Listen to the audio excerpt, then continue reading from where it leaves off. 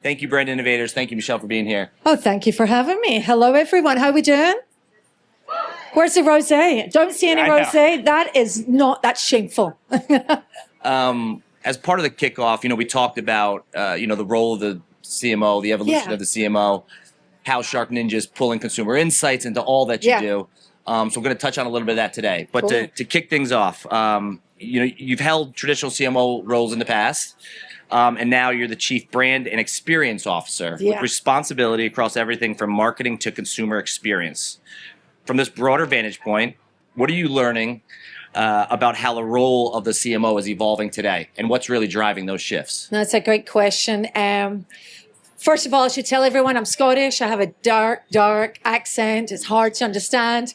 And I've just been with the Tartan Army for the last week. So, I just flew in from Miami, by the way. I was with the Tartan Army there, so my accent's a bit harder than normal.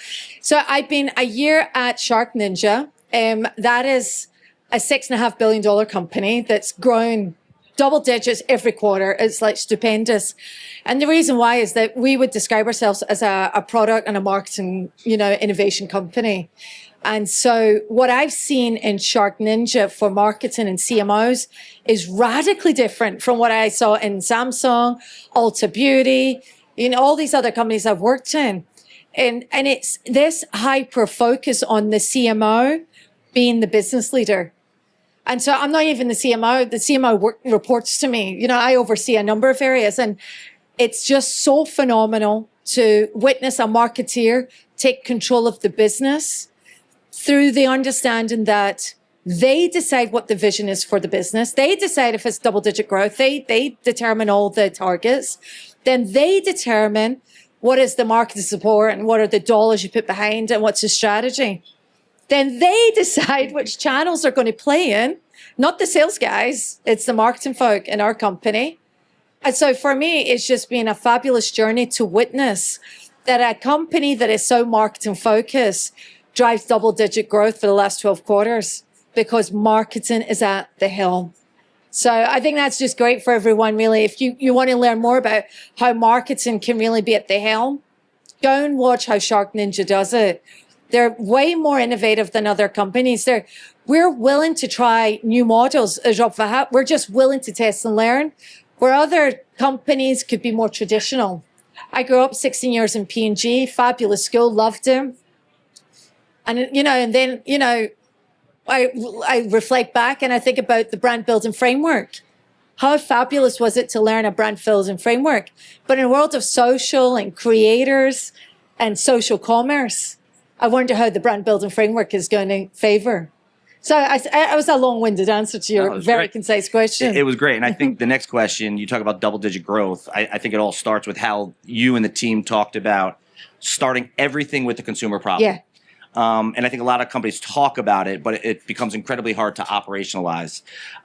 So I guess the question is, what does that actually look like at SharkNinja?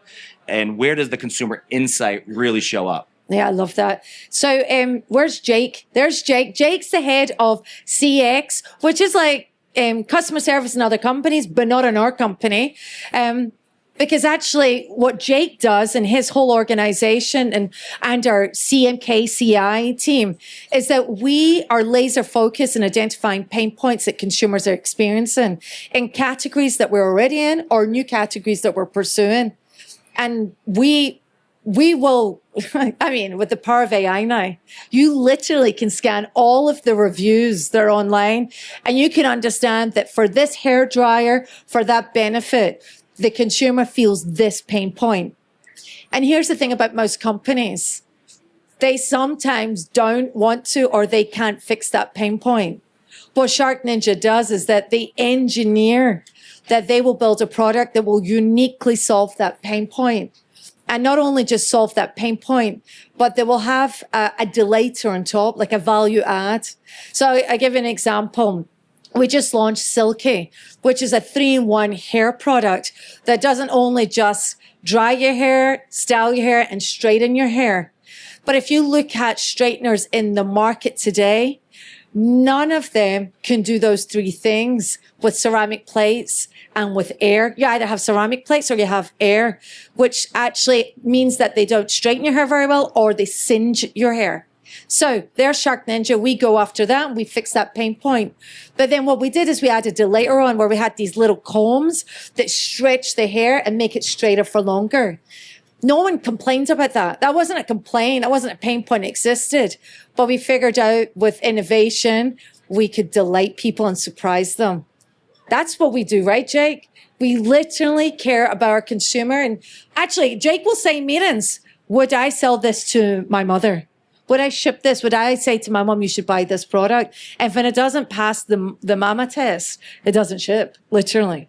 Isn't that not amazing? How many companies say those words, but actually that is something we live by. And I appreciate it. And if anyone's wondering how I got this part in my hair today, I did a little straightening on the way down here. So thank you. That was a bald joke. Yeah. Another top that came up, talking about customer service as a trust engine, and you kind of just alluded to that, not just a support function. What does that look like in practice, and how do you traditionally turn frustrating moment into something that actually builds the brand? I love this. So I wish I could invite Jake up. So, about maybe 4 or 5 months ago, maybe 6 months ago, we were looking at our CX team, and all the metrics are fabulous. Right? And there's a thing in SharkNinja. When people see green, we see red. We're like, hey, that's too green. That means something, like we got to improve something. We constantly reinvent ourselves before someone else reinvents us. And so we're like, okay, if all our KPIs are green in the customer service CX world, where is the next beacon? Where can we go that other people haven't embarked on? And that's when we created a metric called the threshold of trust. And so we've done gazillions amount of research, and we've been able to, with the power of AI and also human research, we can predict with the experience that you're having on a call, at a certain point in a call, how it will impact your trust in our brand. We've also been able to predict across Danny, the CXJ. Danny and I worked on that a long time ago in Samsung. We've been able to predict all the touch points that build to the threshold of trust as well. So it really is incredible that you're able to predict that. So then all of a sudden, a classic traditional call center function has now become the center of building trust in our brand, has actually become a brand building lever for us. And so the way then we were like, okay, there's a fabulous vision. It's like, okay, how do we operationalize that? And so Jake created the Good Call. And the Good Call was a series of policy changes. It was a series of training our agents so that they could be much more empathetic. Have an AI real-time coach our agents and using certain language and trigger them to use certain policies so that there would be a better outcome from our consumers. So I know most people here are not working in the CX world. I know that. But if you're working in marketing, you should look at your CX world as your biggest brand building lever. It's not TV for 6 weeks. It's those calls that people are making or the chatbots that builds your brand one call at a time. I love that. Actionable insights. Yeah. We also talked about on the call, which I loved, the framework that you all have built around acceptability, excellence, and virality. Yeah. Where's the hardest leap in sort of identifying and executing against all those? Well, when we build products, right, and by the way, our product lifecycle is incredibly short. We can have an idea and be in market 12 to 18 months, which makes us very competitive. So for instance, like the chill pill, has anyone seen the chill pill product that we have? That's a personal cooling device.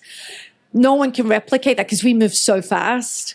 And that's because very early on in our product life cycle, we will have an insight of a pain point. We'll translate that into a design. And as we go through the life cycle of development, we'll go, okay, is it hit acceptability? Is it good enough to ship? All right. And then is it excellent enough? i.e., are we going to have good star ratings? And then the next question is, will it become viral? And so I don't know any other company, quite frankly, and I've been in marketing a long time. I don't know a company that can make knives go viral, fans go viral, and blenders go viral.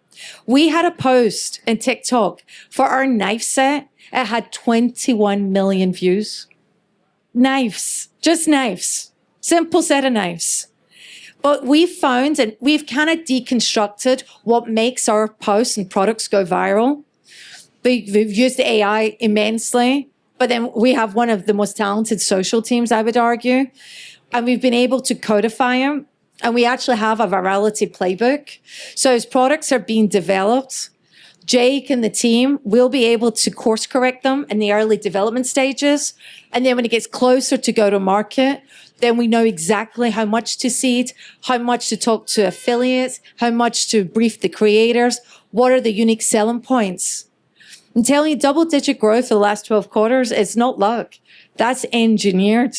That's a playbook that is quite baffling. When you see this playbook laid out, you're like, wow, that's what it takes to make a blender go viral. And here's the thing, if you can make a blender or a fan go viral, what else can you make go viral? Yeah. I mean, can you elaborate specifically on the chill pill? Because obviously Justin Bieber at Coachella. Yeah. There was some coverage in the French Open. I mean, anything else from that specific moment that you can kind of share here? Well, the French Open was a brilliant. I mean, and as everyone here works, like we live in the moment. If you run a social team, you'll see something in culture that happens, and then you jump on it. Well, Sabalenka was that one of those moments. We have many moments. One of those moments. Bad Bunny in Madrid. I was at the Bad Bunny concert in Madrid. That was another moment for us as well. And so what is really key is that when we're working with Sabalenka, Tom Brady, and all of our ambassadors, it's not about just having the product there. It's about actually telling the story of why that product is unique. I know every marketer knows that. I know that's 101, right? But you know how hard it is to get an ambassador to actually tell your unique product story? But it's actually quite easy when you have cool colors or you have cool features. So in the case of our chill pill, it has 3 features, right? One's a mister, which is kind of nice. One's a fan, and then one's cryo. Everyone loves cryo. So through Jake's early work in product development, we were able to see, because we go to over 1,000 homes in our product development, we can see the delighters, and cryo kept coming up. So by the time we get to Sabalenka, we're like, hey, everyone loves cryo. Do you want to give it a shot? And that's when she started using it. So we know from affiliates and creators, we see what has traction in social. And then by the time it gets to our ambassador, it's already been proven in social, in the real world, that actually that storyline has virality potential. So that's another thing as well. Like most companies, they go straight to an ambassador. Well, we start seeding very early on and try and figure out what is hidden, what is not hidden. And we make sure we brief the ambassador with the highest potential story. Awesome. Shifting gears to a bit tactical. When you think about media today, especially in a super fragmented environment, what role should media play when delivering that full end-to-end experience? And a follow-up to that, where do you see the biggest opportunities for brands and platforms to get it right? Yeah, I mean, well, listen, I've just literally rewritten our marketing playbook in SharkNinja, literally, like 4 weeks ago, literally deployed it to the whole team. You know, globally, we've got 4,000 people. Media is core. I mean, I can see my framework in my head, you know. Then, you know, I remember I talked about you always have to have a clear vision. Number 2 is like, you got to create the demand. How can you create the demand if you don't have media? So what we do is we're very social centric. We're very affiliate and social centric. We see what is happening and then we boost, and then it's paid media, but it needs to be full funnel. And so I feel sorry for the companies that don't do that initial part of work, that you don't have early seed and early reviews, and you don't have a feel how people are reacting to your products. They should change their playbook to do that. And then there's the others that something, you know, like for instance, if I have 1 million impressions, you know, in the UK, that's a threshold of virality for me in the UK. But I don't want a media company to take 2 days to boost it. So when it organically is hitting 1 million, what is my media team doing? So within hours, we were like, oh, that's hitting a threshold, move faster. And by the way, I can tell you now, it doesn't happen in every market. And that's where we have a very, let's just say, good conversation, Danny, with those media companies that don't move fast enough, right? Awesome. I guess one last question, and you've given advice throughout this, so thank you. Yeah. If you were to give one piece of advice to the brands and media partners in this room, what can we all be doing differently as we think about sort of leaving Cannes? Right. So you're going to be bored to death with AI. I mean, I know you're going to be bored to death, but let me tell you what SharkNinja did with AI. We shut down our company for a week and we called it jailbreak. And we literally asked ourselves what are our biggest problems we had to solve for products. And by the way, just like virality. So actually, Jake, he led the team that was trying to figure out what is the playbook of building 5-star products that have a higher chance of virality and a high rate of sale. Those 3 things. His team, we gave the organization $1 million to go to the best winners, and his team won $50,000 for this effort. So it was like really good. Drinks are on him tonight. I forgot my wallet, Jake, by the way. I didn't tell you that. No, but seriously, like we shut down the company for a week and we said, we're not going to let AI take over us. We're going to determine our own destiny with AI. We come up with, how many was it? 12 corporate projects, but then there was 400 other projects. And literally we're paying money to the people that come up with the best projects and we're operationalizing, we're building them. We've brought in so many people from universities. Jailbreak Education was one lens. And then we've got a bunch of builders come from different companies really helping us. So if there was one thing, go and shut down your company for a week. I know it sounds crazy, but go on to LinkedIn, go and see some posts from my CEO, Mark Baracus, and you'll see that jailbreak, it worked. We've radically trained our whole company in AI. We don't have a fearful company of AI. We have a bunch of warriors that are using AI to make them better. And it's great to see that it's not just the young ones. It's people like me. I'm nearly 50. I'm 50 this year. I'm as advanced in AI as the next 21-year-olds. That's because we shut down the company and we invested in it. So give it a shot. Amazing. Thank you. The passion that you speak about the brand's unbelievable. And I would say a shout out to Danny and Jake for all the great work that you do across the brand. Thank you very much. This was exciting. Thank you. It was enthusiastic. I think we're all ready for is it Rosie o'clock? Yes, Rosie yes, it is. Yeah. Thank you, everybody. Thank you. Thank you, everyone. Have a good night. And swing by and I'll show you a chill pill. It was really nice.